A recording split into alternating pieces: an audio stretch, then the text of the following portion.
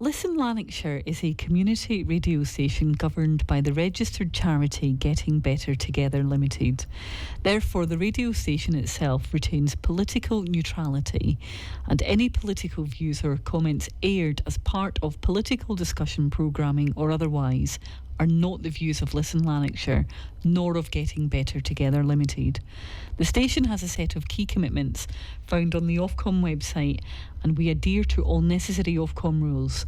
For more information or inquiries, please contact us at radio@shotshealthyliving.com.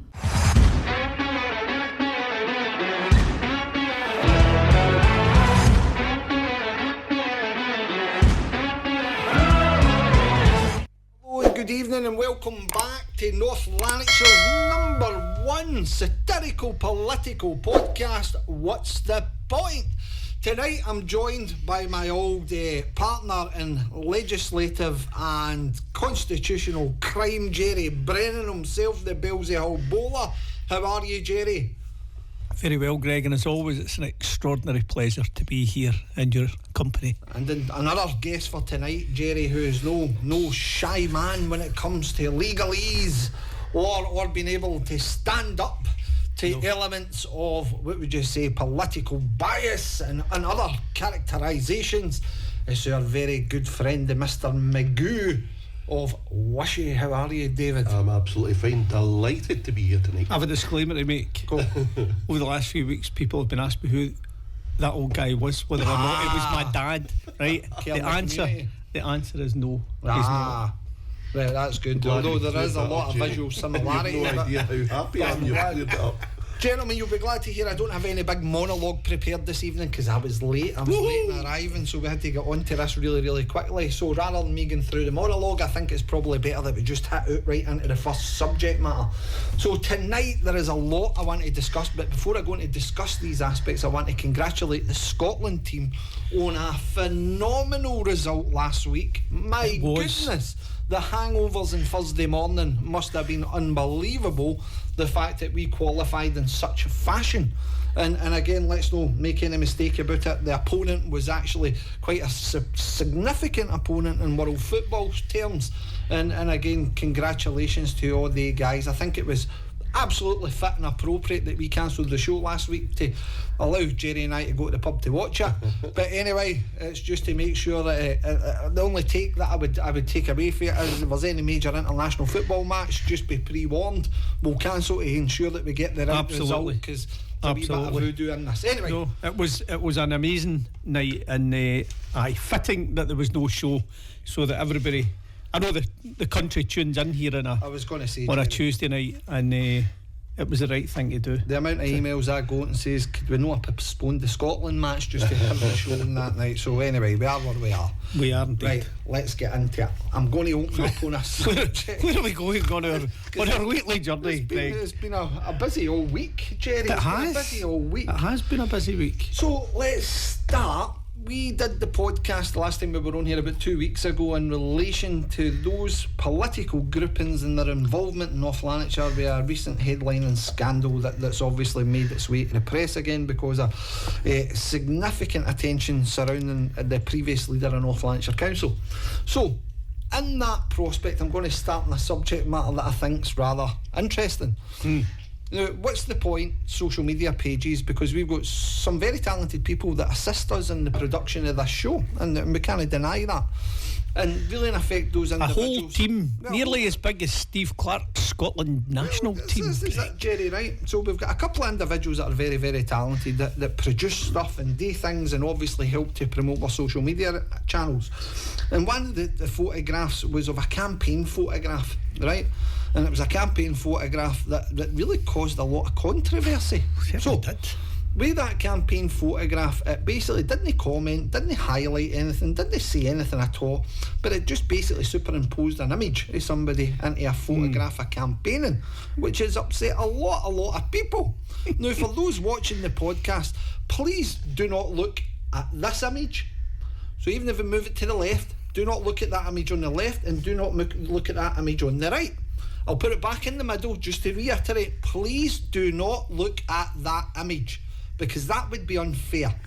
And I'm just highlighting the night that the SNP North Lanarkshire, you have my assurance at this stage that nobody will be looking at that photograph anytime soon. Greg, I'm glad fair? you're one of the fairest men.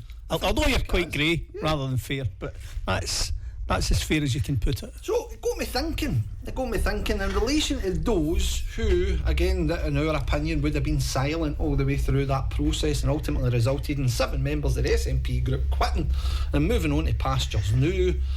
That really, in effect, who are they to call the shots in relation to anything at all that has been a political, satirical look at what's went on?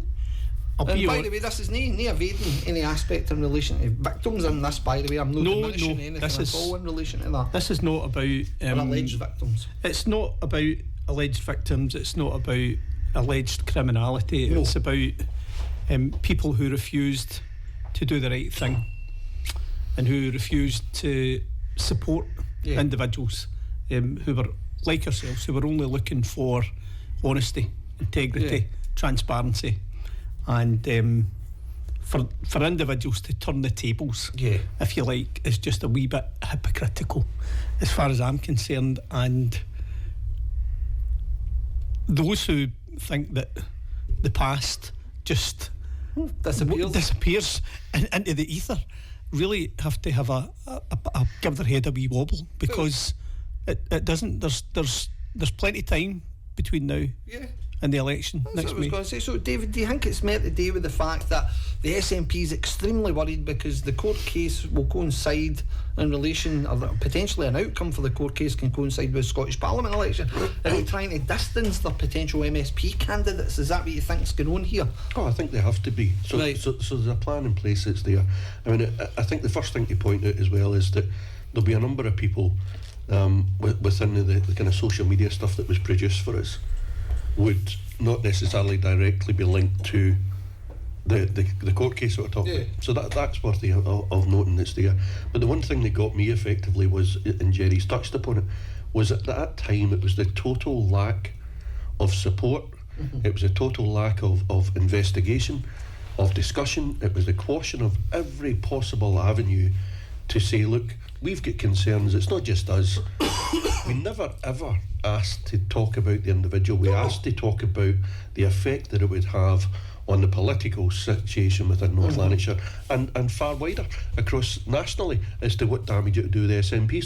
So you're right. They will be looking just now and thinking, geez, if the particular court case that we're talking about proceeds in March, 6 or 7 weeks before a national elections, then it'll do damage. Absolutely, it'll do damage. So anything that distances that. Well, again, taking into account that the majority of individuals who were elected to North Lanarkshire Council via an SNP ticket, quite a lot of them will work in the offices of these people. But I'm not going to go back on all ground, because I think we already covered that in the last podcast that we put out. But I do think that organisers for the SNP, especially those who hold prominent positions throughout the authority to get their candidates elected, I mean, we never even discussed the last time the organiser who arranged for the council selection processes. I mean, organisers have got a big part to play in all of this. A huge role. And again, where was their mouse and vocality at the time? I don't remember too many people putting their head above the parapet because they were in positions at that time where themselves potentially and those close to them were quite safe. Their political careers weren't hanging in the balance. They were already in elected positions or working in constituency offices, so they were all right. Everything was fine, and there was kind words, if you like, when in the background allegations are being made about yourself and David and myself, and we're being brought up with these trumped up stupid charges by members of the SNP group in North Lanarkshire Council, and it was only after we left the party and they realised, oh God, we've just lost 8 councillors. It was only then that they gathered themselves but when they came to the table, the game was finished. The dice had been rolled, and the outcomes were known. So for those who even at this point turn around and say to me, you didn't support us at all. I think the branch network or parts of the branch effectively were supportive in the basis, because branches are different, David. I'll be honest. The branches are different. I think it's worth drawing that distinction that there was branch members that were absolutely enraged at the way that things were unfolding when we were being pushed down that road. And although there was letters shared and there was letters sent and all sorts of stuff in support of the position, to say to the North Lanarkshire group leader, what the hell is going on? What is happening? Why are we in this situation? Why are the branches losing this councillor representation that they'd worked hard, let's be fair, to get us into position that's there, and yet there was nothing from HQ. There was nothing to back them up. There was no, as I say, investigation. There was, in fact, it was the exact opposite. There was those that actively sought to quash the whole discussion and the whole basis of our concerns that's there. That's the people that now have to look at themselves in the mirror and think, did we react properly? No, you didn't.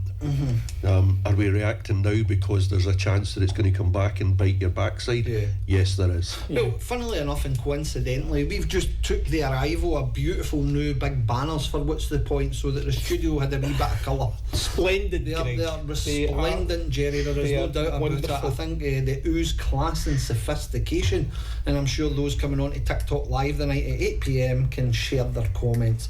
However, one of the things that's actually quite coincidental about that is if we take a look at my beautiful banner just sitting at the back of me, Jerry, we've got a few folk with their thumbs up. I don't know.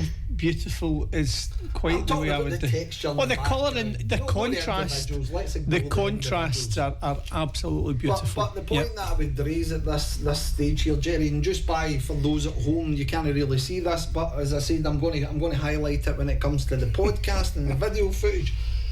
That individual there is an individual that works in an MSP's office. That individual there is a MSP's office manager. That individual there is an MSP's caseworker, senior caseworker, I'm sure. And that individual there is an MSP's brother.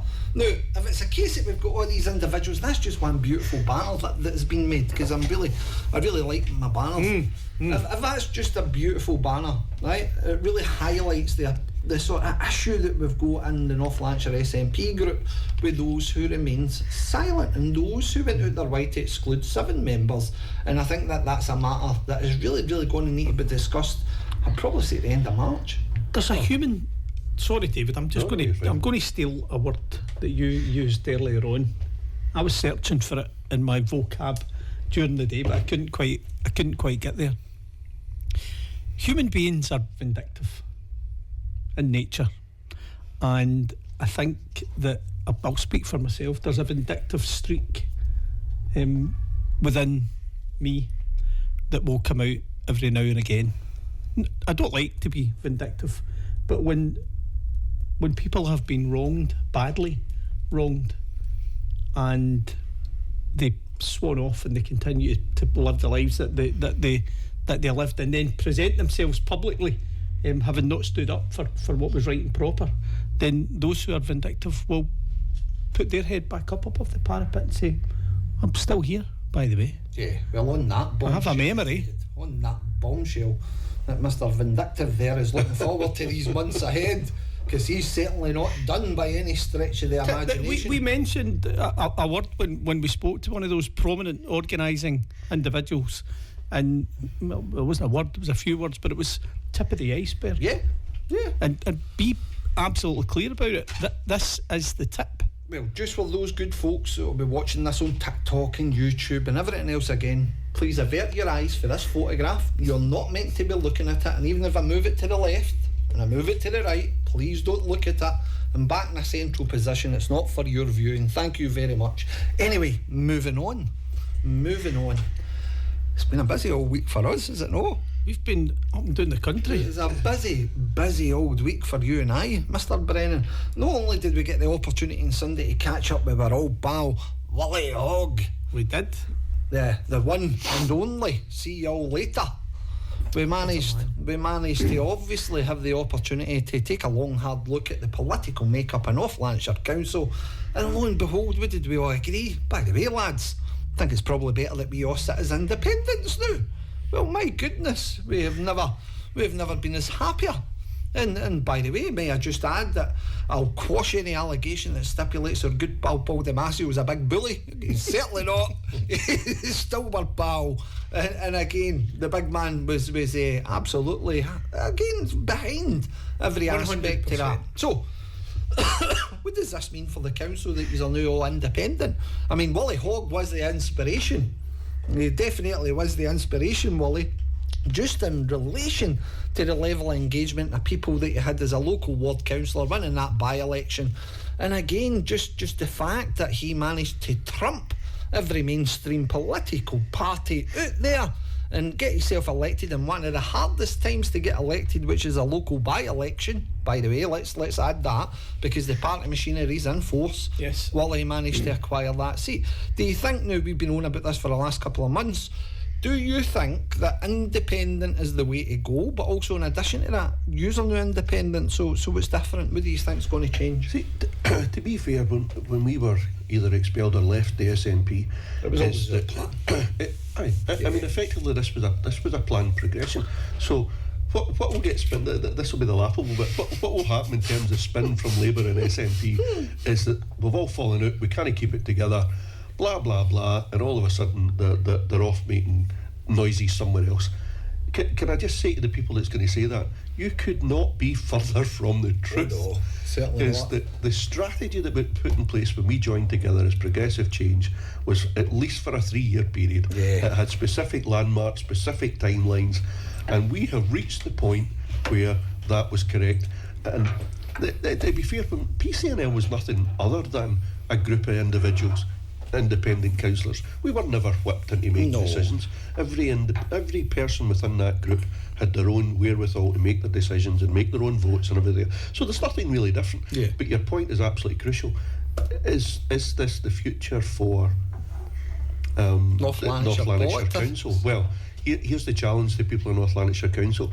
We've been talking for decades that we're absolutely hacked off with the status quo. Yeah. Right? There's a stranglehold by Labour and SNP and everybody else. Well, here's the opportunity. Here's your challenge, is that if you elect another 20 or so individual, could you imagine, independent councillors into that chamber, that's when you affect change. Not because you change from Labour to SNP for 7 weeks or vice versa. It's because you need now to find local voices, local people, change the makeup of that individual number within chamber, and all of a sudden it changes, and we're taking the steps to do that. It was quite clever the way it was framed at the beginning as well, because again, regardless of anything, it was kind of encouraged that we formed a political grouping right early on. And if it's encouraged that we form that type of political grouping, then it's not until you play along a wee bit, you know where it's going, and everything was in relation to the political makeup of the council. So really, in effect, you've just kept the status quo going, although we haven't kept the status quo going. We used that as an opportunity to actually look at proper scrutiny within the council. And now I'm on the other end of it, Jerry. Now I'm an independentista. That's what I would classify myself as. I think, my goodness, what a stitch up Jim Lokes had.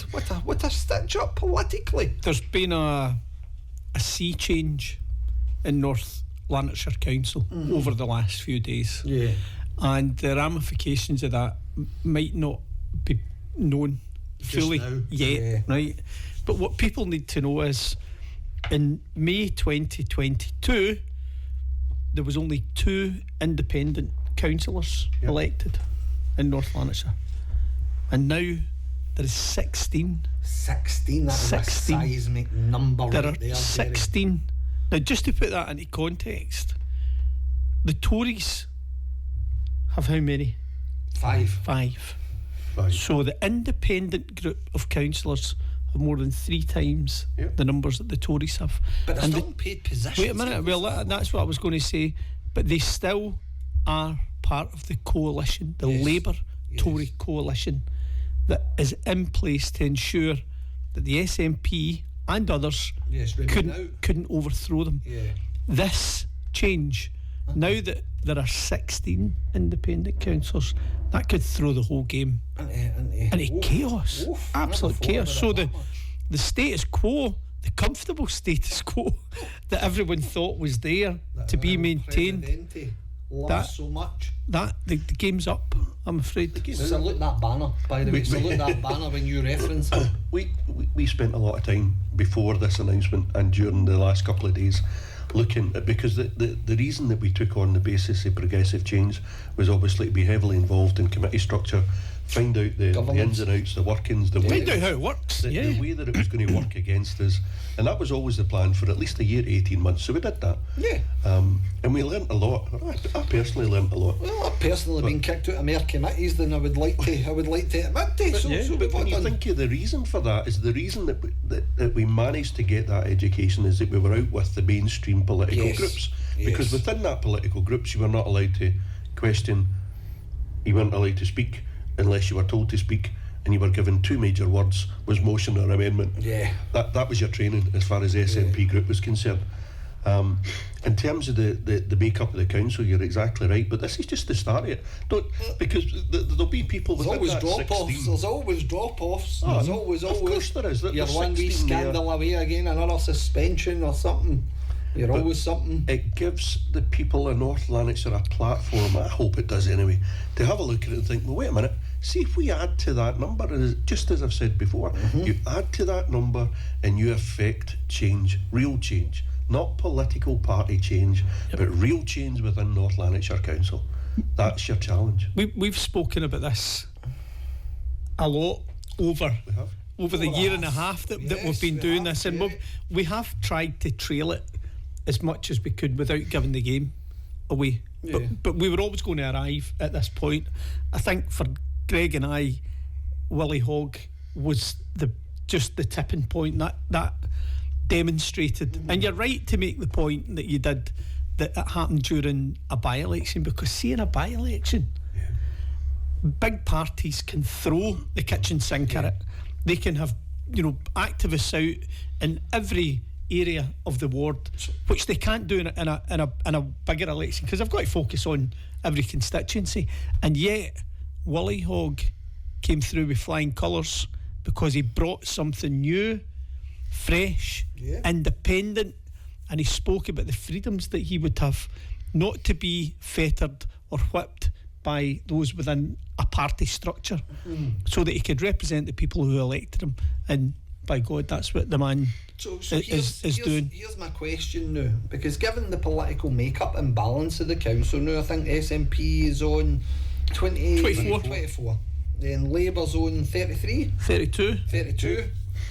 Tories are on 5, and we come in as a sort of independent number, sort of block number, whatever you would classify that as. 16. Yep. So the political shift and dynamic has kind of changed within North Lanarkshire. It's never been heard there before, because normally when anybody leaves a political group and they're suspended and hiding and all the rest of that kind of thing, and do try to see out their term. But the reality here is the politics in North Lanarkshire surely has to change with committee structures, does it no? You would imagine a seismic shift. You would imagine that right now people are frantically working in the background trying to quash any change to the status quo. We've had communications today that already are trying to quash the basis of what has already been set as precedent. So we have the information, we have the past emails, we have all this stuff that has happened before that now all of a sudden has to be changed. And it has to be changed because the fear is that actually this is going to have, to use Jerry's word, a seismic shift within what the committee structure looks like. Now, for the people at home, the committee structure's realistically the kind of part decision-making bodies of the council. So you kind of want to be represented on there, and what will absolutely frighten the life out of Labour and SNP is it's not the possibility, the reality of their numbers being reduced within council and allocated to independent councillors that will have a much stronger say in what happens. The interesting thing in this for me, right? And this is the bit about it, because sometimes having... Is there only one interesting thing for you? Part of being in the SNP group, they're not the sharpest tools in the shed, Jerry, let's not deny that. There's one or two individuals that are kind of running every aspect of the strategy and everything else. Puppet masters, I would agree. Do you think that, in fact, maybe I'll just point to it or here somewhere. But anyway. We need to bring one of these school pointers. Holy hog, blackboard moments. Yes. So again, one of the things for me here is, do you think they're smart enough to work out what the political balance is now in relation to groupings and committees and all that kind of thing? Because again, we talk about Labour stranglehold. Let me remind the good folk at home, your brown bin is being charged now because Jim Logue said so. Your community centre faced threat of closure because Jim Logue said so. Your Wains don't get the school bus anymore because Jim Logue said so, and your Wains no longer get fed during the holiday periods because Jim Logue said so. And Frank McNally. And Frank McNally, oh aye. But anyway, position here would be, do you think SNP's worked out what the political balance is rather than getting on their high horse thinking about what fell out? Or do you think that there is actually something in them that might actually be a wee bit refreshed to think, oh, here, by the way, we might have an opportunity to win the commit? Because you and I always know, Jerry, they always say we're the administration in waiting. The administration in waiting. And if there is any truth to that phase, then really, in effect, and I appreciate she gets paid £10,000, the leader of that group, again, not really somebody I would think would have independent thought of El Presidente. But again, I just think to myself, is there any way that there could be some sort of political harmony in North Lanarkshire, especially because we all put our constituents first? That's the way it will always be. How many emails do we receive that say, for God's sake, get together and sort yourselves out? Agreed. Work together, get the decisions made, get something that works for the individual communities. And just now, the basis of what's there stops you doing that. Yeah. But going back to your point, have they picked up on it? I think probably a couple of them will have picked up One of them now. One of them will have. The leader, the real leader. The real leader of the SNP group, North Lanarkshire. Not the leader. Yeah. But effectively, so the realisation will be setting in at this point this year. But what the people of North Lanarkshire should do, and again, it's another challenge. So challenge number 2 is that what happens going into December is that committee structures are put together that are made up of representation within the political parties and also the independents that's there. So that we're in discussions, shall we say just now, as to what that looks like, and there is some resistance, let me say, from certain members within council. But here's the thing that people in North Lanarkshire have to look at. If we get to the 11th of December and independent councillors are putting forward their proposals for what representation they want in council. The 16 the of them. 21% of the chamber voting voice. If they put together legitimately what their composition for committees is, and you find that Labour and or SNP join together to quash that, you will know why they are doing it, why they are quashing it. To stop any democratic process. process. Stop every possible democratic representation within the council. Funnily enough, I've just got an email in there. You constantly go on about, I'll show you that. You constantly go on about the lack of democracy in North Lanarkshire. Why no invite the chief executive of North Lanarkshire Council on the show? No, it's not a bad question, to be perfectly honest. You know what? Great. He came on. It came on Louise Murphy's show. Came on Louise's show. Yeah. Maybe it is a case that we put an invitation out to the chief executive. He would be. Listen, and have that conversation. He would be a fantastic guest. Yep. Absolutely fantastic. And very guest. welcome. Because again, I think that again we need to be very, very clear. This is political what we're talking about. We're not talking about any operational matter. Absolutely not. But we can have a commentary. But he could give an overview. I guess. A commentary. Yeah. So an open invitation to Mr. Des Murray. I'll get that drafted tomorrow. Brilliant. Other aspects of this new change in the political makeup in North Lanarkshire Council, which is really an effect looking at that man's stranglehold on democracy in North Lanarkshire, Mr. El Presidente Jim Logue. If it's a case that we see that every portal or blockage to local democracy has been made, where do you go with that after that? Because I think people sitting at home would probably think you've got a complaints process then if the rules are not being adhered to fairly in relation to the Labour grouping's position on these different things.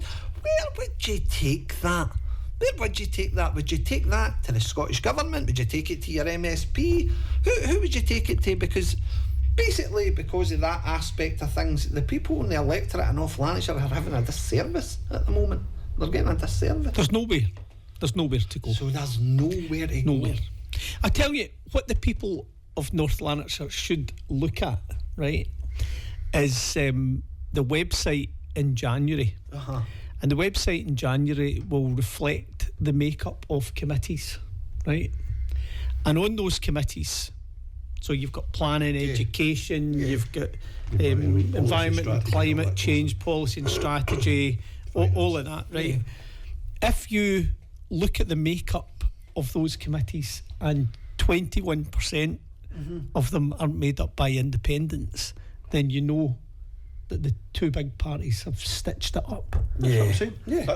You'll know that, and that's the only way that you'll be able to look look back on it and see exactly what's happening. One leader's a paid employee, the other leader who's the supreme leader. So ultimately, that is what you would come to expect. But the point comes back to the current Tory leader and the deputy provost of your council are in paid positions when they've got less than 6% of the allocation. The council, the less represented. It's disproportionate. So why would he continue with that coalition that he banks on heavily?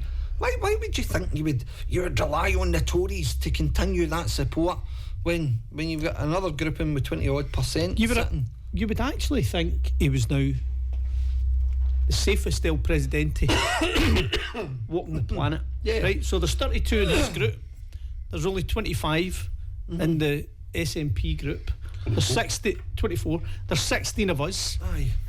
So he's safe as houses. I was going to write to Kemi Badenoch today, so I was, and just highlight the fact that you might want to come up to North Lanarkshire and see how the relationship between Labour and Tories can work. Because I'll tell you something, I've never seen a more prosperous relationship than what's existing now between the Labour group and the Tories. It's cosy. And these people, after all these cuts that I've mentioned, I never mentioned Kilbowie, I never mentioned other aspects of things here as well that El Presidente is kind of overseen in his time. If it's a case that when it comes to the Scottish Parliament election, surely Labour's vote share in North Lanarkshire when it comes to MSP's positions, that's surely got to be that ooze of toxicity that exists in relation to him and his grouping for that relationship. Surely that must touch a bit of cloth. You've got to think that this is going to have an impact across the Holyrood elections that are coming up in 2026, and this is why there'll be a lot of people at fever pitch since last Friday, since the announcement that we put in the basis of moving across to being an independent basis. So without doubt there'll be people scurrying about that's there. So it wasn't due to the bullying tactics of big Paul Damasio. I don't think Paul Damasio had anything to do with it. Definitely was there. And he's a perfectly nice big man as far as I'm concerned. So don't you listen to him, Paul, if you're happening to listen to this. But You'll strangle me later. There are moves afoot. Let's be absolutely honest. There'll be moves afoot just now, whether they're having political discussions between Labour and SNP, whether it's between Labour and their Tory friends that are there just now. But how can you justify as a leader of the council that sits there, that has a let's call it a block, because it's not a recognised group, it can't be because you're sitting as independently, that's there. But you have a block of 16 people, and then you have a party of 5 people. Yeah. And yet you give... We've got more power. you give more power. You give that 40% of that 5 you put in positions of power that are out with your own Labour organisation. So if you're sitting as a Labour councillor, what are you thinking? You're thinking, well, wait a minute, why is one of our own not deputy provost? Why is one of our own not sitting? They've not got the bottle basically to take that challenge on. Why would you have him as your leader? Painfully obvious the reasons it's there, and we've all had it in social media. Let's look at it, right? Let's look at the polls where Labour currently sits. Let's look at where Labour currently sits in the polls in relation to the Scottish Parliament election, right? I think it was an Ipsos Mori poll that was done last week or the week before, and it was putting the SNP back on top. John Swinney's popularity, although no great, but he's the most popular political party leader in Scotland, right? So if you take all that on board, discount everything that's all coming down the line in March and everything, take all that away. But what will happen is in relation to Labour's position, right? Labour's position here, that when their MSP candidates are out knocking doors and everything else, because I guarantee you I get it all the time in my social media pages talking about the local Labour councillor and about how they've sold their soul to the devil, but then they deal with the Tories. Where do they think that they're going to attract a vote in North Lanarkshire, considering the fact that the damage is done? You've basically had overseen or managed decline for years and years and years, and really in effect where is the optimism in relation to the Labour Party standing for the Scottish Parliament? Just now in the central belt of Scotland will be waiting to see what happens at the end of March, and in a certain respect they'll be waiting to see what individuals within our group and others make of any decision that comes at the end of March. So part of that work will be done for them, because should decisions be taken legally, then SNP have a real problem. So by default, people will be looking at it, is this choice, is Hobson's choice, where do you go? But my point is in relation to this continued relationship of relying on the Tories to prop up your administration. Now again, what was the number for Labour? 30 what? 32 to form an administration. You need how many? 39. So they're a minority administration, so they need the Labour support, and it just so coincidentally happens that 2 other independent members are getting paid positions to take that number to 39. Now, but about this is again coming back to it. I know if I was a Labour candidate, heaven forbid, and I would burn in fire just at the thought of it. But again, if I was a Labour candidate standing in North Lanarkshire, if it's a case that I'm sitting there and I look as if I've got a real opportunity to try and win that seat, but I'm looking at this council group and the damage that's been inflicted upon my campaign because they've done a deal with the Tories, surely at some point the penny's got to drop for those members sitting in that chamber. They can't be happy with the fact that you're I think they are. Do you think so? I think they are. Wow. I think they're happy, and I think they've been happy now for the best part of 10 years, because they've been in this cosy relationship with the Conservatives since 2017. So prior to 2017, I think the smell of Tories next to them would have been enough to put them off. But they cosied up during the Better Together campaign during the referendum. And for the people of Scotland, well, for at least for 55% of the people of Scotland, that was okay. So I think that the Labour Party, the UK Labour Party in Scotland, have looked at that and thought, do you know what? It doesn't really damage us all that much, because unionists will vote for whichever party they think are most unionist. But that's fine up until the point where something like reform. Well, you've got the mix of reform. So you've got reform coming in. Everybody all coming in. They change it. Yeah. But in North Lanarkshire now, the third force isn't reform. The third force isn't Conservative. It's a group of independent councillors coming right down the middle. And if the 15 members and 1 suspended, well, it's 16 in it in total. Yeah. So if those 16 voices can gain traction between now and 2027, I think all bets are off for 2027 in terms of just how well independent councillors could some do. people in North Lanarkshire hear this, and if it's not for the want of trying for our individuals that's there, because 2027 is going to be absolutely vital if there's ever a chance to change things within North Lanarkshire. Labour and Jim Lowe out of the position. I've been kick them all out, kick all the parties out. Aye. You look at how other, I mean, is it Ayrshire effectively that is? South Ayrshire have got 28 and 12 of them are independent. Yeah.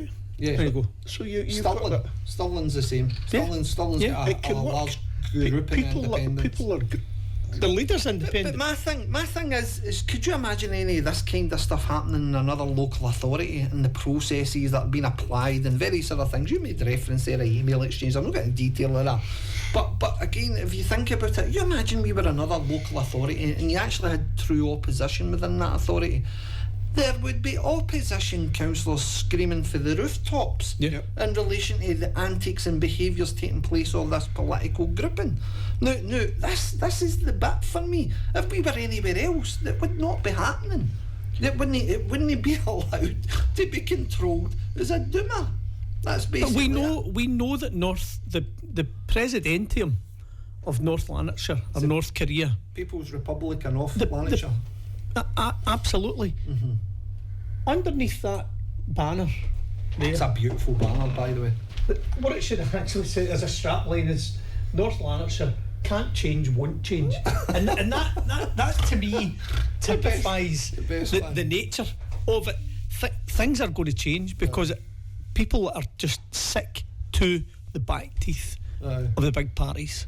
And they want individual personalities. They want people with conviction. The Facebook page North Lanarkshire where hope something and pigeons come to die. There's a Facebook Never page. before though in North Lanarkshire, and I've been around it for a while, never before has there been the opportunity or the base that we've got just now that is away from the political nonsense of SNP to fight out who's going to be top dog within North Lanarkshire. There's never been the numbers that's there, and it is, and I keep going back to it, but there is a platform there that people will either take it or they don't take it. Yeah.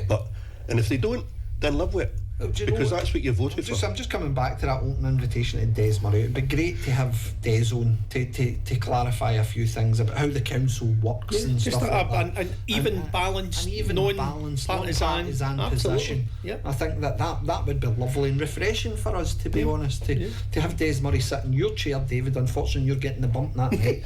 But again, to have Des sit there and just basically explain non-partisan.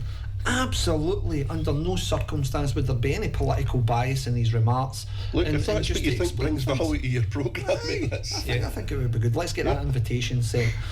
On a final point before we kind of stop for a break in a wee minute as well, because we will be coming on to TikTok live at 8 p.m, and by the way the discussion will be continuing. Would you consider standing for local government? I know we're not the best advert for people to stand for local government, however, I think we are. I was coming on to a sales pitch, but you stopped it there. Don't start. Goodness me. Don't start in the negative. Who's got the mic here? But basically, the reason that I'm asking that question is again, if you're an independent councillor and you want to make that difference in your local area, if you stand for a political party, unfortunately, you're whipped. And that's the issue. The issue is that you're no longer able to speak up, speak out. You'll have to shut up and sit down. That's what you'll have to do. So from our perspective, I think there's been a long education. Now we're over a year, by the way. It's about a year and 6 months, I think it is, that this podcast has been running in one form or another. And then all the way right through that time, we've covered everything from tactics of standards commission, we've covered tactics of how to isolate and shut down debate in a chamber, we've covered all these lovely things, a plethora of things, or you buy your opposition, like that individual there who gets £10,000 just for being the leader of the opposition. Point being to that is again, the more independent voices, you might be able to silence us some of the time, but if there's enough people, you can't silence us all of the time. Correct. And that's the bit. Now, I take back my comment in relation to not the best advertising. I see you're still raging at me. But as I said again, I think it's really important. So we'll continue that discussion on TikTok Live. Would you be an elected member? What would concern you about standing? And why not have that discussion? Because ultimately, when it comes to 2027, there might be an opportunity where we could actually help you get the funding for it. So perhaps. Well, I was going to say, one of the things that will put people off, firstly, is that they'll be uncertain as to whether they think they can do it. Yeah. They'll be uncertain. They don't know the process, which is there, and they don't really sometimes want to tie themselves to a political party. So why not, on the basis of what's there, we'll gladly share any kind of knowledge. There's an offer to people that's there. The group of people that we know. Episodes, we've covered everything, I think, in relation to local democracy. Do you know what people forget, David, as well? They forget the level of professionalism and knowledge and skill that exists within the officer group. So when people are elected, when conveners are elected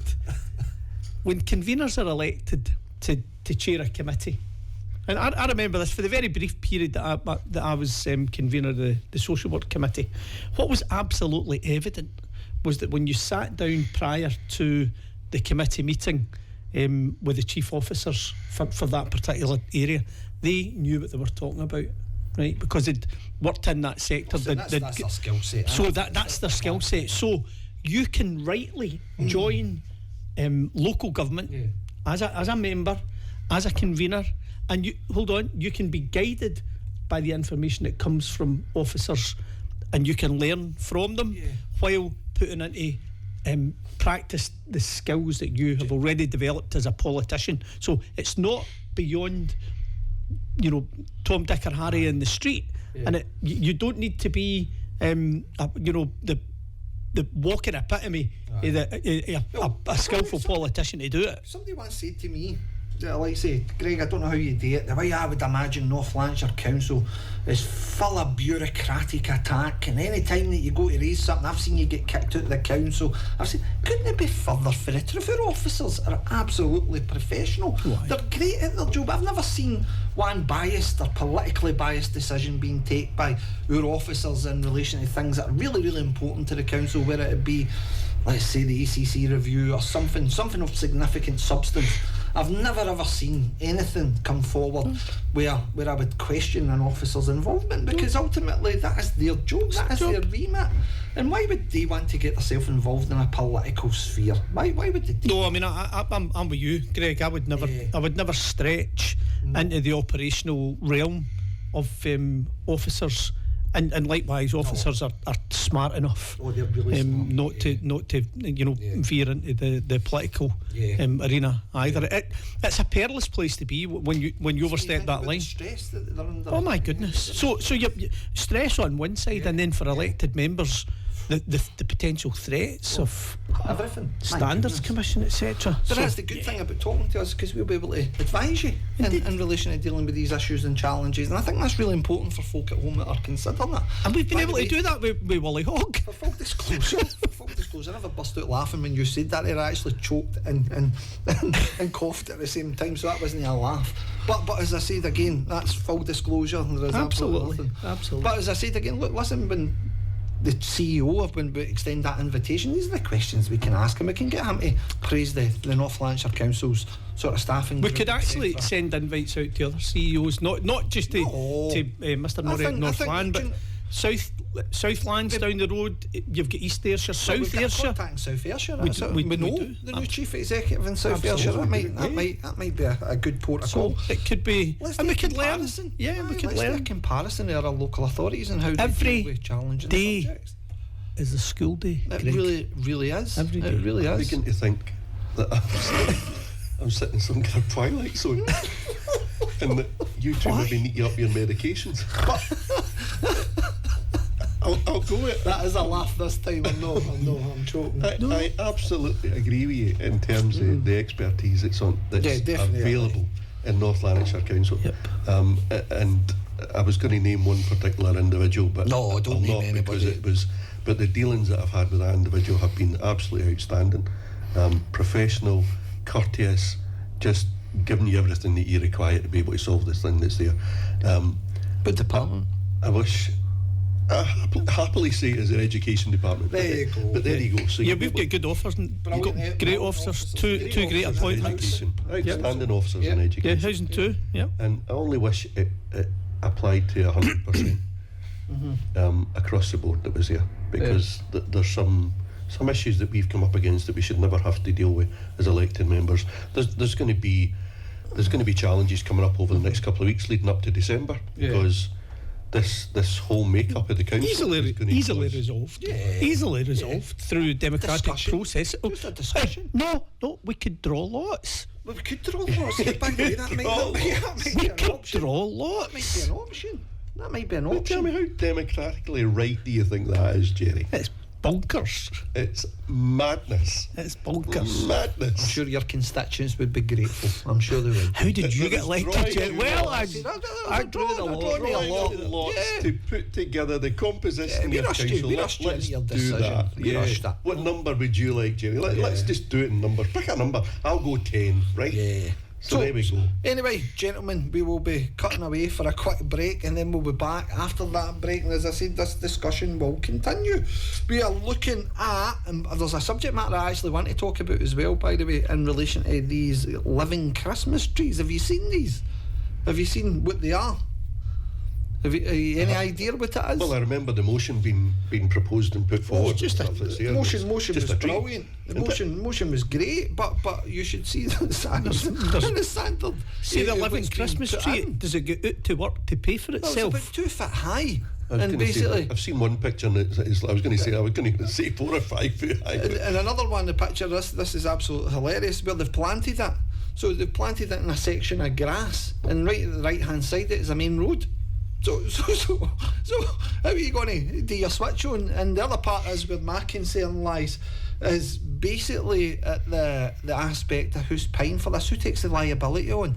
Council tax, surely. No, absolutely not. A couple of constituents have came to me to highlight as groups.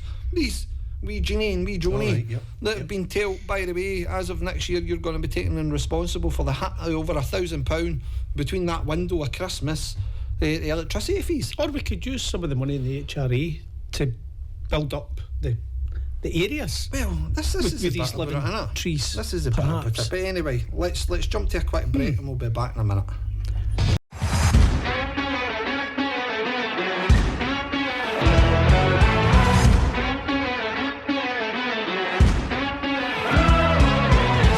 Welcome back to What's the Point. We're just about to go live in TikTok Live, but before we do, 2 good song choices there I thought tonight. One was in particular to Pink Floyd, which was in reference to the chief executive the last time he appeared on this radio programme, and again he picked a number of Pink Floyd songs, so again just as a selling point to try and entice. We've got a collection of songs he can play. A collection of Pink Floyd songs he can play. I actually thought it was because Dave's eyes are that pink they can put They're only pink because I deal with you two on a regular basis. We're dead funny. We're dead funny. Oh, really funny. We are dead funny. So anyway, yes, we're going live now on TikTok Live, and you can join the debate if you wish. If you don't, you can't be bothered. That's absolutely fine. Also, our thing tonight, because there's at least 2 years, is talking about local democracy. Do you want to be involved in that debate or discussion? Now, we will always try and Dave, what would you say to a certain degree, Jenny, give a political education to folk. A political education to folk. And I'm going to need to work this camera, so I'll just leave you two there, right? So, political education to folk. Why would you want to stand? What would be the reason you stood? I mean, if, as I say again, I'm going to come back to it. We're not really the best champions of sort of selling political parties. I understand that. But really, in effect, if you had the independent option, you want to stand up for your local area, you're fed up bin collections, or you're fed up of this and that and the next thing, why no stand? Why do you think people would be put off with standing? I think people might be put off by standing because they get national politics mixed up with local politics. Right. They hear and see the conduct and the behaviour of individuals in national politics. Press. Well, yeah. And they automatically think that applies to the often retired or taxi driving or whatever jobs we do, pension. as well as being councillors.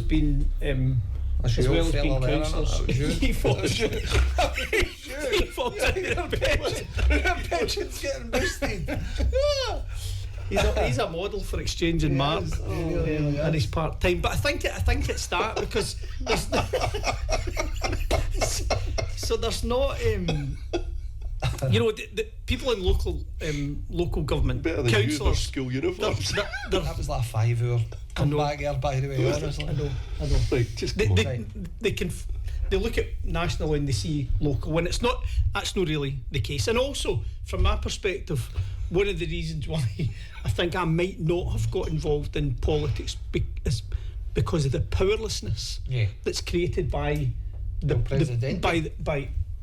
president of North Korea and the structures that exist within the council themselves, and the way that the committees, standing orders, delegated powers are structured in such a way that elected members don't have as much power as the electorate think they do. Much of the power that exists within local authority doesn't even sit with elected members, it sits with officers. Old fella, you want to add to that? Yeah, I mean, I'm laughing here because I actually agree wholeheartedly. Of course you agree. With what the young fella is saying here, is that people do confuse national and local politics stuff. And that's a danger, unfortunately, because it means that the local decisions are just then left to the select few, and we'll go through the processes to how that's whipped and all that kind of nonsense is there. The democratic nature of it is that you're right, but the council effectively have within the makeup that's there the sort of legal and democratic department. And main function is obviously to protect the council, make sure it stays legal, safe, and all these kind of things that's there. But there's also the monitoring officer aspect to that, Jerry, as well, is that there you would hope that that particular officer would be able to make sure that there's a fair and total representation across the council, because that's part of the role within committee and within council in its own right. So it's a safeguard, and it should be a safeguard. So see, just when you're saying that, right, there's 77 councillors in North Lanarkshire at the minute, right? So now, so you've got... Let's do the breakdown again so that people thoroughly understand what that means. So you've got 20... Oh, Dave, you've done the sums. Right, so in percentage terms, the Labour group make up 41.56% of the 77 councillors. The SNP make up 31.17% of the 77 councillors. Independent councillors make up almost 21% of the 77 councillors, and Tories represent 6.5% of the 77 councillors. So on each council committee, you would expect to see that percentage made up. So 41.56 Labour, 31.17 SNP, 21% Independent, and 6.5 Tory. And surely any person on the street who is looking at, well, what does a legal and democratic officer do? They would be tasked, I would imagine, with making sure that was the representative picture of the council and the council's committees. It's the preservation of the legal system, preservation of the democracy, and the rights of individuals to be heard within chamber, and all that stuff that's there. And I'm absolutely certain that the chief officer that's involved in doing that will ensure, as best as they possibly can, that happens going forward with the independent councillor numbers that are in place. So in January, when somebody who, one of the many millions who watch a show, look back, staggering. They'll look to see what happened at December's committee, and they'll look to see what the was a true representation made.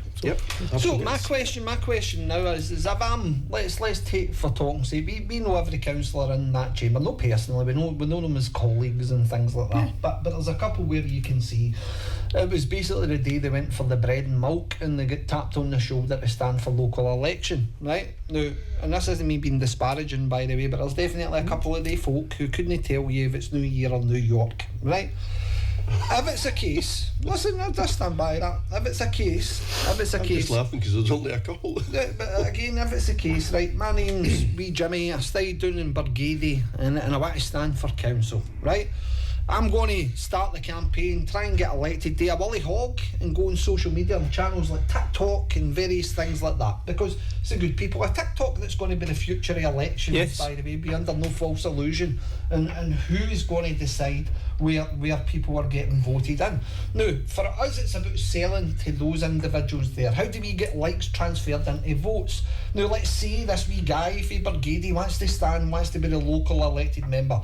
Right away, he's at a disadvantage because he's up against the main three political parties in North Lanarkshire: SNP, Labour and Tory, right? And again, when he starts his campaign, say he doesn't like something in relation to the SNP group and it becomes a wee bit personal, perhaps they would then look to form complaints in relation to that campaign strategy, and that would be formal complaints to the Electoral Commission, to the returning officer, to the council's monitoring officer, all these different things. So you fall into a trap of legalese. And really, in effect, in that, if you're in that trap with legalese, that might be a bit daunting for a lot of people. When if you think about it, you've never had to deal with anything like this before, and then all of a sudden, if you're fortunate enough to get elected, and then people start making allegations to Standards Commission complaints are unfair, that there's Standards Commission complaints possibly coming your way because you're asking questions on local matters, or you're trying to stand up for a family, it's an independent case. Why would you do it? Why would you do it? Because ultimately, at some point, that's got to wear you down. Now, the reason we're in Shotts tonight, right?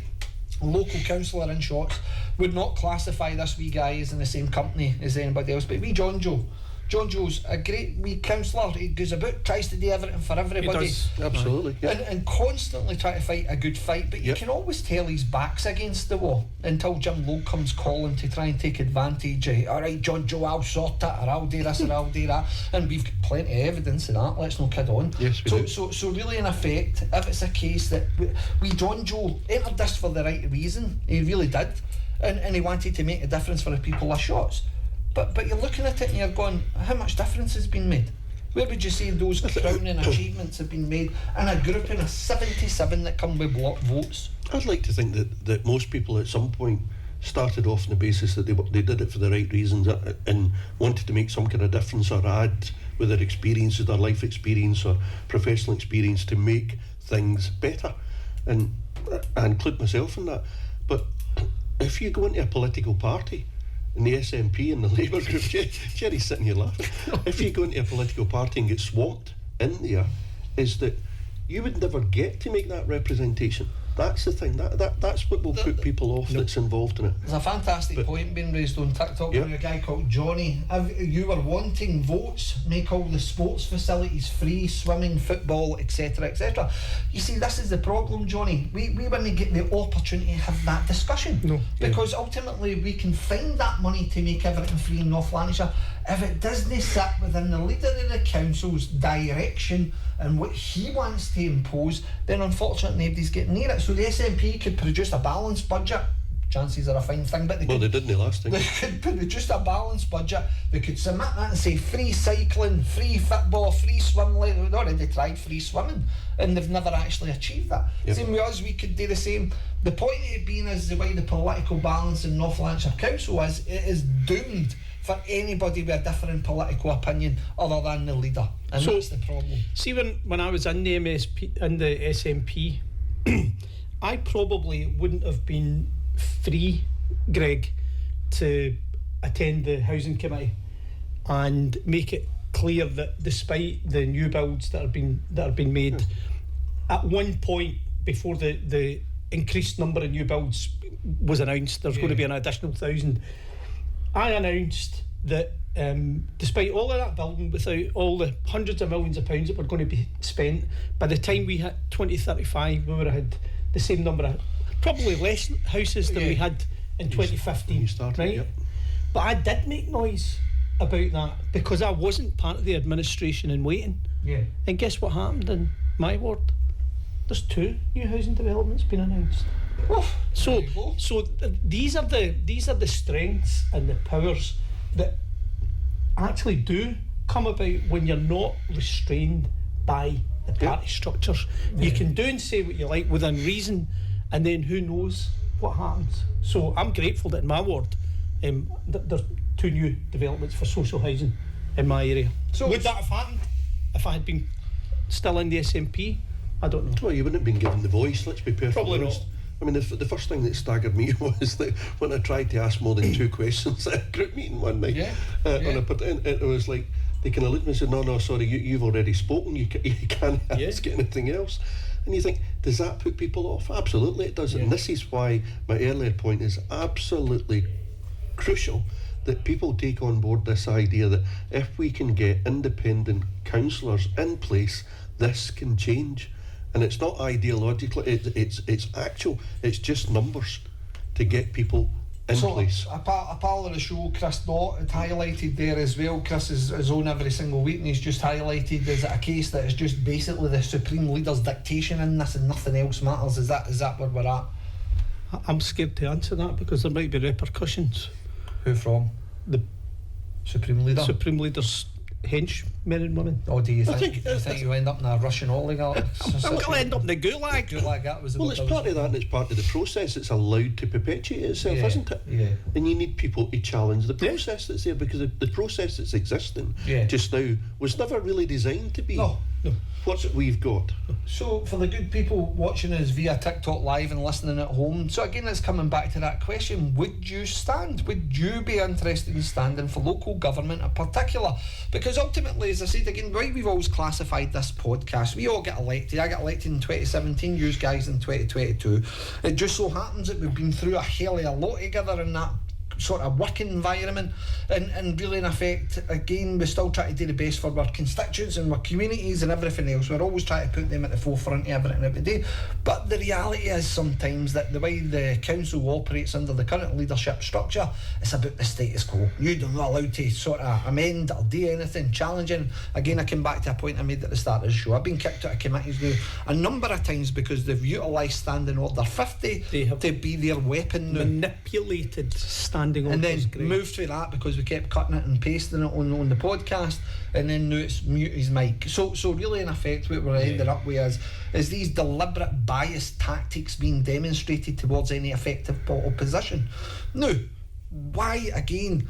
My thing in this is, unless you flood it with the numbers, because these charlatans, let's not kid on about it, the shysters and spoon feeders that they are, again, what they're going to have to do is stand for re-election in 2027. They've got to be held account for all the decisions that they made under that individual there in the hat.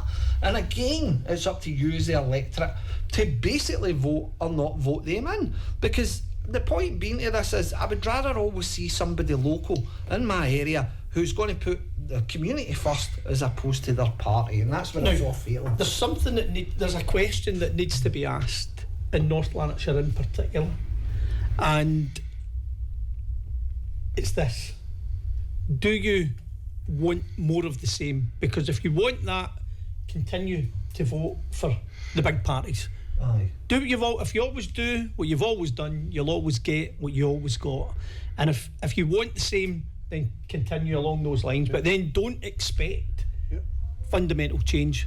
So don't expect to see genuine community participation or participatory budgeting or anything like that. That's dead anyway. That's dead. But if the pilot project's never been followed through on. If you want to see elected people with gumption, with guts, determination, you won't get that in the party structure. It will only come around through voting for independent councillors. So there is a number of people watching us on TikTok live right now. Again, I'm going to pose this question to you, and again, whether you like politics, you don't like politics, the question would be, would you consider standing for local government as a local representative as opposed to standing for a political party? Give your views and your comments, we would love to hear them. And again, that's taking everything else that's been discussed tonight out of the equation. Let's have that discussion. Let's see if people really need appetite for politics anywhere. If you just got that much apathy that you think all politicians are absolute rockets, or is it a case that you would like to see, again coming back to it, somebody had mentioned it there, free football, free this, free that? Is that what the future of the council looks like? Do we need to do more locally? Well, we need to do more locally. That's there. I mean, I think one of the things that the attributes you're going to need a skin like a rhino. Yeah.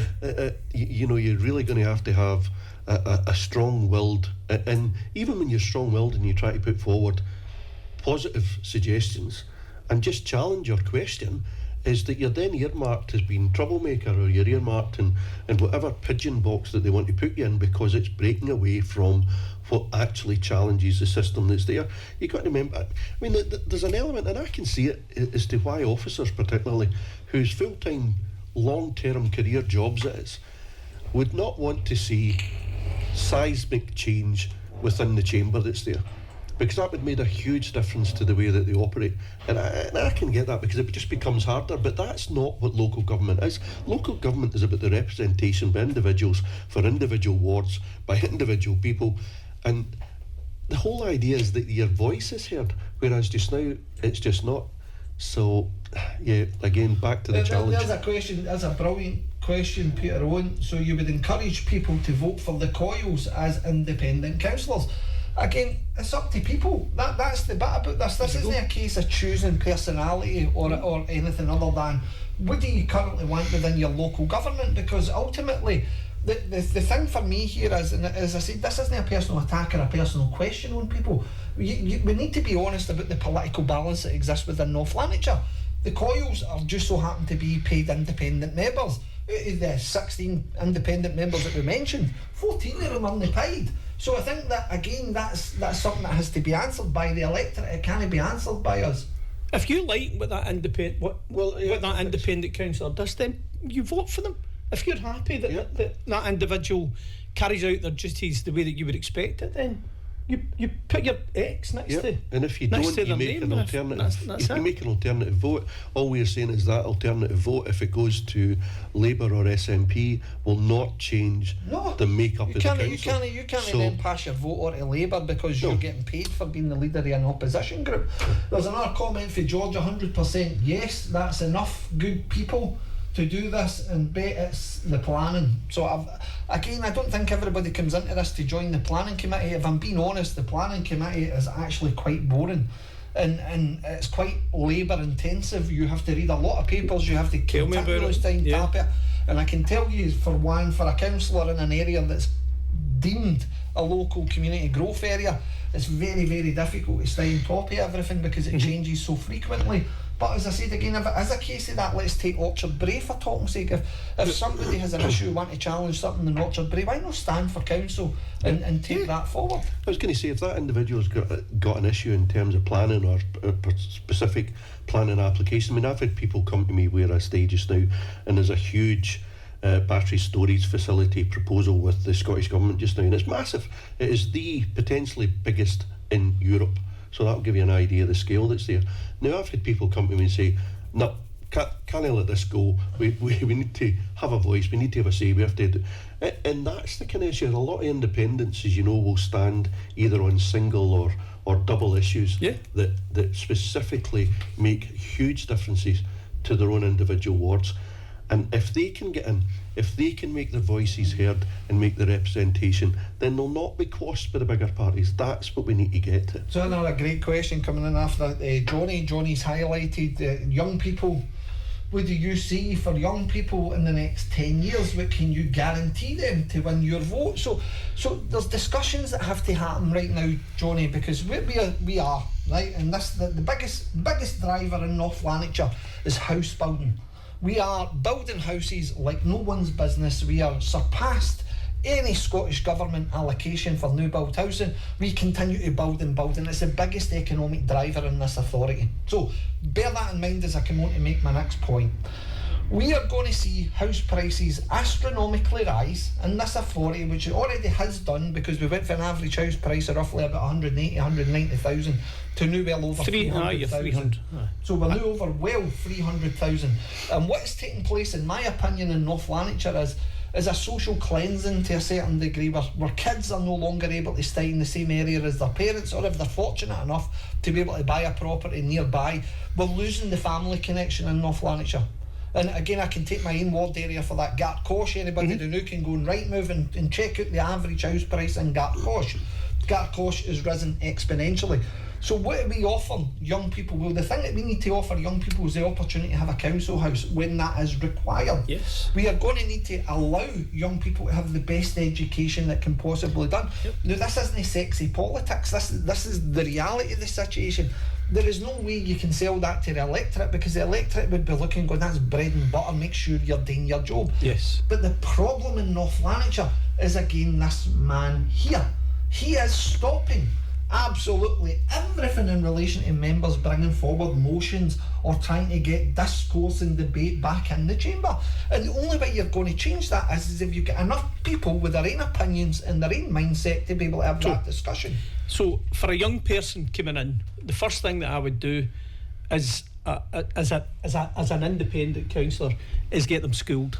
Yeah. Get them schooled around the processes of local government, so that they will not be cowed, they will not be fearful of speaking their truth, standing up for their communities and doing what they think to be the right thing for the people who elected them.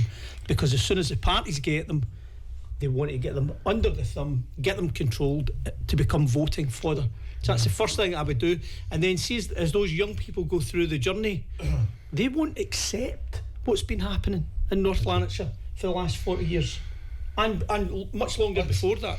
They won't accept it. Sorry, I'm going to come in now, because I think this point for Johnny is very critical and it needs to be answered, right? So let's take the other aspect to the prism of this, right, and what that question could potentially contain. And if it's a case that you've got, what's the school roll in North Lanarkshire? Hundreds of thousands potentially young people coming through all the schools in North Lanarkshire across the board, right? Our population isn't deteriorating, it's rising. because again, the amount of new people that's moving into North Lanarkshire, you're not buying a 4-bedroom house if you're a single person. Majority of people will be coming with families that are already established, or they're planning a family. That's a relative acceptance, I would say, across the political spectrum. I'll qualify it. We can all agree. 400 new houses in my ward. Right. So here's and they're mostly family, 3, 4 and 5 bedrooms. Here's the bit that's absolutely bonkers for me, right? And this is the bit. We're building all these new schools, we're building all these different things, we're trying to community hubs and all this madness, in my opinion. But we get to a stage where your schools are all saturated again, and we just keep allowing for house building again. Ravenscraig's going to be another area that's going to be hit shortly, and we've got other areas in my ward area. An initial 1,000 houses I think were planned, it's now up at nearly 2,000 houses that's been built in my ward area. So if we look at this and we look at it objectively, we've just done a contract for £1.8 billion in relation to house repairs, the biggest service that North Lanarkshire Council has ever paid any money for. Right? Out of that £1.8 billion, let's ask this again to TikTok people, what would you think would be an acceptable amount of apprenticeships being created over a 12-year period for all these thousands upon thousands of young people that's currently residing in our authority? How many, and this is an answer on a postcard, how many young people do you think will go through that apprenticeship programme? Thousands. Absolutely not. David, no. What is the number? Well, we know the answer. I think it's something like 34 or 36. No. Over the course it was 65, I'm sure. I'm sure it was sitting at about 65. No, I think it's in the 60s. I think it's in the 60s. I don't think it is, but it should be in the thousands. Over 12 years. Over 12 years. That's the top number. Five a year. 5 a year. That is absolutely scandalous that we think that that's acceptable. So let's look at our parts department. Let's look at that now. Again, another place for our young people to always thrive. Glasgow's a prime example in this. And again, don't get me wrong, they've kind of went by the waveform. We don't even have a parts service anymore where young people can come through an apprenticeship programme, electricians, joiners, plumbers. We don't have any of these things. So what's the retention rate of these individuals going to be once they all come and graduate from school? We had a discussion about this. I grew up in the kind of 70s and 80s, but I remember leaving school 86, 87. Steelworks were open at that time, but if you got a council apprenticeship, that was you were set. If you had a council joiner apprenticeship, a plumbing apprenticeship, a painter and decorator, that was it. These were really good jobs, really steady jobs. Yeah. You could go forward, you were making decent money, you had a good pension, you could start a family. Yeah. You could afford to start a family and have a house. Yeah. Now, that just does not exist. Just to go back, it's 35 is the number.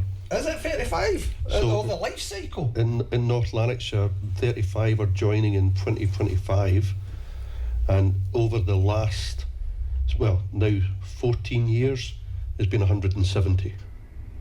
Everything 170 over the life cycle. Yep, partnership between mayors and North Lanarkshire Council has created, it says there, 170 I'm shocked at that figure. I'm shocked I read that as 65. Since 2011. It's good that somebody's here to keep you right, but I'm glad. I want to go back to that young lad's point, because what can you guarantee? The harsh honesty and reality is, at this stage, absolutely nothing, other than the fact of honesty to try and get people into the position that we can change. And I know I keep going on about it, this critical mass number, because when we reach that, then we can start talking about the stuff that can actually happen. Here's a great question, because George has just been on, he says, I didn't mean any of that, I'm talking about the plan to get the independents elected. And I couldn't agree more with you, because ultimately there has to be, at some aspect, people taking onus on themselves. There has to be a call to arms. And the call to arms, in my opinion, is let's change North Lanarkshire. Look, you have had, since time immemorial, a Labour administration in this authority. It's never changed. So they know every trick in the book, they can play every play against you, and everything is hell-bent on retaining power. Why? Because the Labour masters are telling them to do so. And again, that's why you end up with coalitions and coalitions with the Conservatives. I bet you for a fact that no Labour voter out there voted for a Labour-Tory coalition. If they did like that. And again, what a good Labour voters, what a good SNP voters. I would even go as far to say there would be some decent Tory voters. But the reality of the situation here is it's a composition of elected members that are all out for themselves. It's not about what's for the greater good of your local community. It's not about having hindsight. It's not about having foresight. It's about having the opportunity to retain and keep control. Was it George? I missed the name that was there. Effectively, just to try and offer some comfort, is that part of our 3-year plan that I referred to back earlier before we made the move, or the planned move to being independent, was that there is an absolute plan and commitment to try and encourage, target and help and train individuals that raise their hand and say, yep, 100%. I could have a go at that, thanks very much, and see if we can get that number. Aye. That's what we need. So George, if you're there and you want to stick your hand up, we'll be honest with people, because I think it's important for us to be honest. This show's always been about trying to educate people, and what, again, take it away from the idea that we all do work in our ward area, that's a given. But the fact of how the internal mechanics in North Lanarkshire Council works and operates, and this isn't being disparaging to any individual, this is about the process that's installed in relation to a main administration, well, minority one in this case, clinging on to power and control in the most fortuitous of positions that happen in relation to the SNP having to give up that administration. Now, I don't buy the SNP as an administration in waiting, because ultimately they were the ones that were in charge for 8 to 9 weeks of the administration and let and betrayed the trust of the people. Now we're in a position where you've got this coalition of madness that exists, where leaders are getting paid, these people are getting paid. How do you break that cycle? And I understand what that question is. For me, the magic number for independence is 19, because the minute you have 19 councillors in there, you can cite something called a requisition order, and that requisition order forces a vote through regardless of whether the administration likes it or not, and basically makes potential change, because then the leader of the council has to come up with a strong enough vote to beat you and shoot you down. Now, the other political groupings have that opportunity. The SNP can call a requisition order tomorrow. They're not happy at the way Jim Logue is delivering or dealing with the council or leading the council. That can be done by them. They would have to garner support of everybody else, but they'll not do that because independents are being paid and others get paid in positions. So why upset the apple cart? And this is what we talk about when we talk about the status quo. You need 19 independent councillors to break the cycle, because then that way everything is webcast, because the council's very, very good political groupings at keeping everything as internal emails. If you only seen half of the email exchanges that's seen, by the way, and that brings me on to another point. What do they know? Put in freedom of information requests on the show in relation to communications, not only with officers but the political groupings as well. What's that? There's an entity. What do they know? What do they know? That's what I'm saying. Go to what do they know website. There's another one as well. There's 2 or 3 effectively that allow you to submit. And if you look at that, the what do they know website, you get to see all of the freedom of information requests that have been made and the responses to them. George, exactly that. It's only 19. Only 19 independent councillors are required to do a requisition order, and that then means Jim Logue's mass control in relation to this council is going to be challenged, because ultimately, as I said before, you cannot have a situation where there is no discourse, no democracy within a chamber. Yeah, but how many times have we put forward requisition orders and they've been ignored because effectively the SNP pulled back? The SNP didn't have the guts to follow through, whether it be conscience or whether it be any other kind of reason it's involved. So I get the 19, and I know the requisition number is 19. For me, the number needs to be higher than that. So I would hate to think that but people out there that are standing. 39 is my number. You have to 39 is my number. You have to curry political support. I think that's right in due process. It absolutely I think it is. absolutely is. And that. But the bit for me in relation to the comment you made with the SNP had the opportunity when it was a school transport issue. But in my opinion, they misled parents. They lied to parents that somehow that this process, an internal working group, was going to be the answer to every parent's solution, because parents banked on that being reinstated. They knew fine well it was never going to be that. So again, Scottish Government could interject at any point. They could change it tomorrow. They could change it tomorrow. 2 government ministers in North Lanarkshire, the SNP could have pulled that out and said, by the way, we're taking that up with the Scottish Government. Neil Gray, Phil McGregor could go to the Jamie Hepburn too. So they could go Claire Adamson as well. Easily. Just go and say, look, we're going to change it to the statutory boundary. No, they're going to change the statutory walking distance to be the daily mile. Yeah. So kids walk 1 mile to and from school. Reinstate school transport. Have they done it? No. Reinstates it immediately. That could happen tomorrow. That could be delivered tomorrow.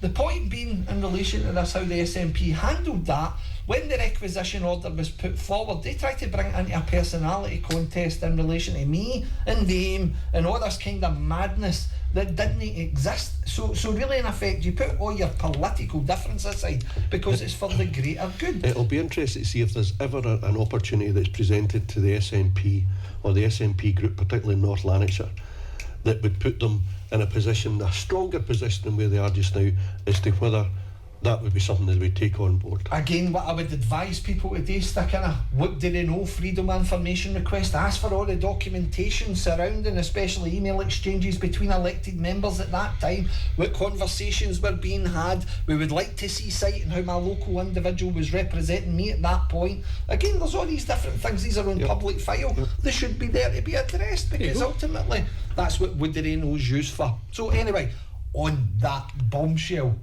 I'm off my soapbox. And ladies and gentlemen, the good Lord in heaven. Ladies and gentlemen, these two boys are looking as if I've got a Standards Commission complaint coming fast at me, but who cares?